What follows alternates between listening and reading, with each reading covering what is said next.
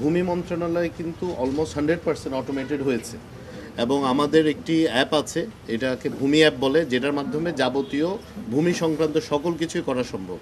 একই সাথে আমাদের ভূমি ভবনে আমার একটা নাগরিক সেবা কেন্দ্র রয়েছে, যেখানে এই ডিজিটাল সার্ভিসটা আমরা প্রোভাইড করে থাকি। আবার একই সাথে আমাদের একটি 24/7 হটলাইন আছে, যেখানে সব সমস্যাগুলো, ভূমি সমস্যাগুলো সমাধান করা যায়। এবং আমরা কিন্তু একদম প্রান্তিক পর্যায়ে, মানে আমাদের ইউনিয়ন লেভেলে, উপজেলা লেভেলে সমস্ত কিছুই ক্যাশলেস ট্রানজ্যাকশনের আওতায় নিয়ে এসেছি। তো এই জিনিসগুলো আসলে আমরা করেছি, কিন্তু এটা ঠিকমতো প্রচার হচ্ছে না, মানুষ এটা সম্পর্কে জানছে না। এই জন্য দেখা যাচ্ছে অনেক সময় মানুষ সার্ভিস নিয়ে কিছু বিড়ম্বনায় পড়ছে।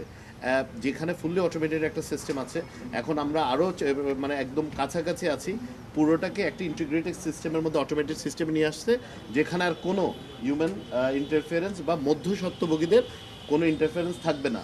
এখনও কিন্তু একদম অলমোস্ট আপনি ধরে রাখেন 90% মতো কমে গেছে।